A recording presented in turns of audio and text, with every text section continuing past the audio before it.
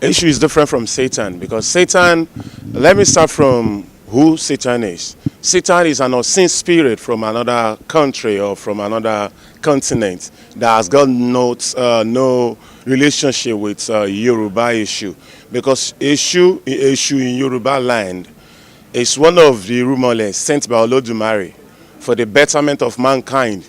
Olodumare sent so many rumors to Aye, to the heart, for the betterment of the heart. And Eshu is one of them.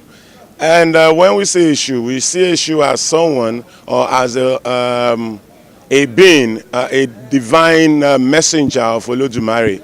He is a royal servant of Olodumare. He is the intermediary between man and the unseen spirit. He is the intermediary between man and God.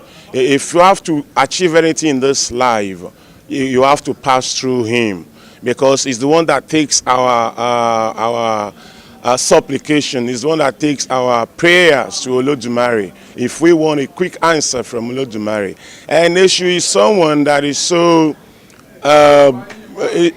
merciful in nature, because if you look at the Oriki of Eshu, say Eshu Lalu ọ̀bọ ẹlẹ́kún níbi ẹkún ọmọ sùn ju ẹlẹ́kún lọ, ẹlẹ́kún sunkún láàróyè ń sun ẹ̀jẹ̀, ọba nímí níbi imí onímí ń sunmí láàróyè ń sùn fún. You can see when someone he has the feeling more than the person that has got the problem. So we see him as a kind person, and we can say Eshu is the Inspector General. He works like the Inspector General for Olodumare. And if we have to liken the Irumole to the ministers that we have, or the officers that we have in the government of today, then we can say Eshu is Inspector General of Police, because he's the one that is in charge of bringing people to justice. Because if there is no issue, if God has not created issue, then the world will have been in a big mess. Because issue is the one that ensures that people do not misbehave. Is the one that is in charge of ensuring that punishment is given to those who disobey God, who disobey Olodumare. He has the responsibility to bring to book anyone that refuses the message of Olodumare through Ifa. And if we need to get anything from Olodumare, then we have to do it through Eshu.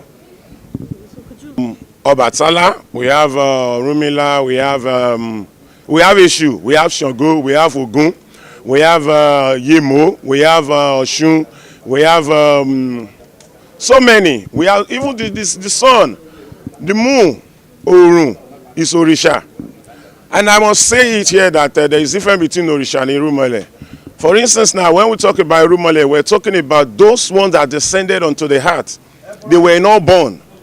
God created them and they were not born. God, they are the ones that are the being that operates with Olodumare. So Olodumare sent them to the world. They were not born. Whereas the Orisha, they were people who were actually born. We know their mother, but we don't know after their death. Some of them, after their death, they become so. When they were born, they become so powerful. They have this supernatural power that is beyond ordinary human beings. So they turn to Irumole. They turn to Orisha. So all Irumole are Orisha, but it's not all Orisha that are Irumole, because Irumole were not born. Example of Orisha is when we talk about Shango Oyo, not the real Shango, because we've got the Shango Irumole. The Shango Irumole is the one that descended, that God actually sent to the world. And the Shango at Oyo, the one that was a late king, he was Orisha. It was after his death. And this Shango is one like a devotee of the Shango Irumole. So we have people like that who after, like Ella now, Ella was born. But because of his birth, he was born miraculously, and because of the way he came into being given birth to. So we can refer to him as Orisha, we can still refer to him as Irumole, because his birth is miraculous, because he had a mother but no father. It was Orumila that used Ewela to make Ifa Akoshi for the mother, and the mother got pregnant and gave birth to Ella. And where Ella was born, he was born with so many supernatural powers, and he was the first priest. He was the first Omo Ikofa Orunmila. You know, when Orunmila left, he left Ella, and we can see someone like Ella now is Orisa, and he's both Orisa and Irumale. We're missing it because we tend to believe more in this modern day education. Well, it's good, but the truth of the matter is I have people who are even professors who are traditionalists. I have Professor Wande Abimbola. I have my Oluwo Fayemi Fatunde Fakayode, who is even doing his masters right now. We have the president of the International Council for Ifa Religion, Dr. Abiodun Agbola, is a lecturer at the University of Ife. We have so many of them like that. You know, Professor Wande Abimbola was one time VC of Obafemi Awolowo University. So we have so many people who are educated. I will tell you the problem. The problem started long ago when we were enslaved. I say we because our forefathers actually gave him to the white men. When the white men came to Africa, especially Yoruba land, our forefathers were supposed to tell them something like Ifaju Oyimbolo, but they had this belief from the name. You will see, they will say Ifato Oyinbo.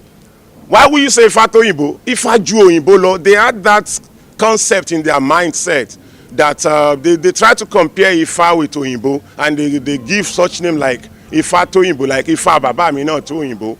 But now it has come to an age where we say Ifaju Oyimbolo, because when they came, they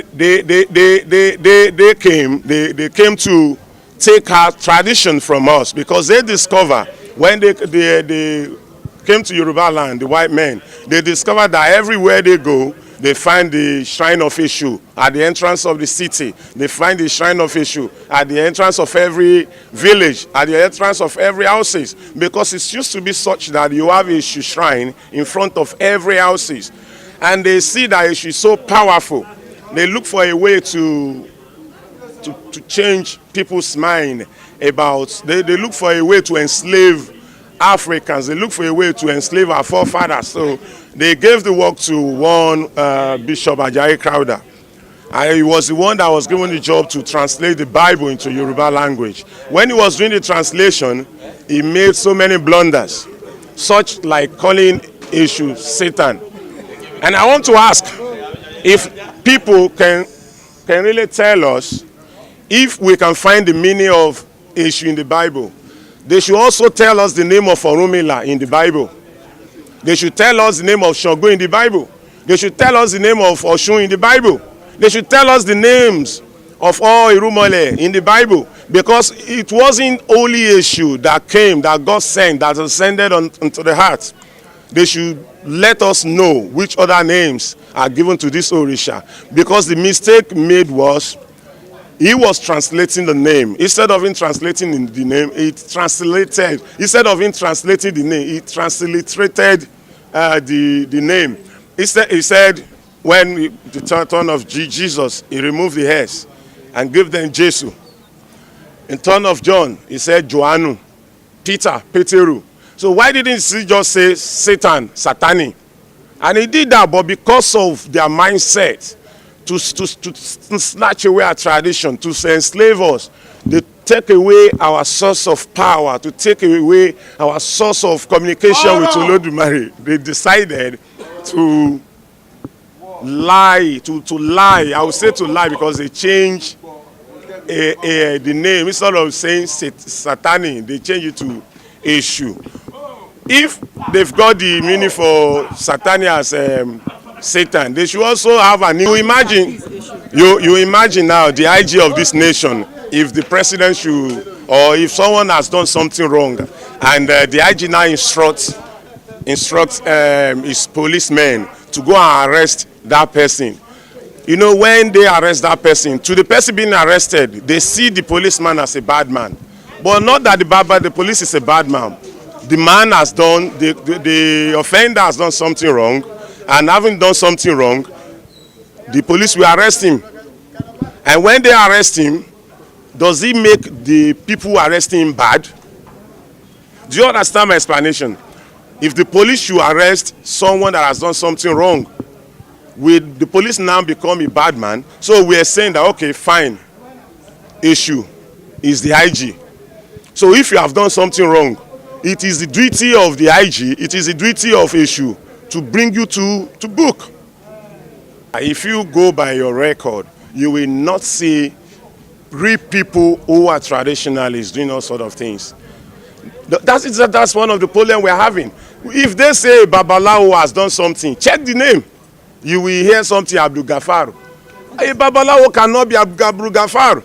You see, there is little that the Council of Araba can do, because we're talking about expansion in a faith. We're talking about people coming in. We're talking about expansion in the number of people that believe in traditional religion. And the more you have many people, the influx of people into the religion, you are bound to have different type of people coming in. You are bound to have those ones that are serious with what they are doing. You are bound to have those ones that have come to use the name.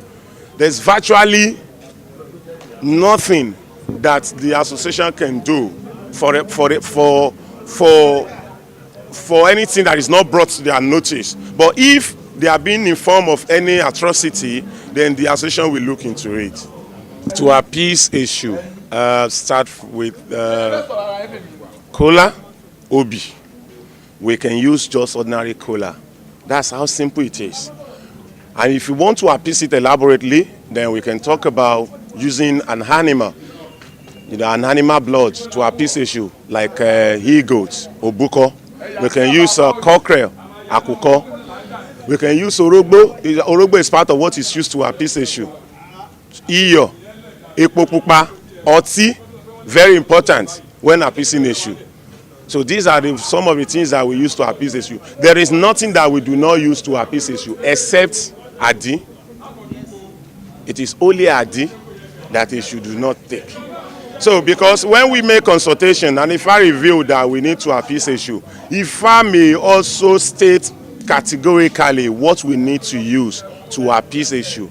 When it is not stated, then we can choose either obuko or agbo. We can use any male animal to appease Esu. If you like, you can use a cow to appease Esu. He will take it. So Esu takes anything, and as simple as using, apart from adi,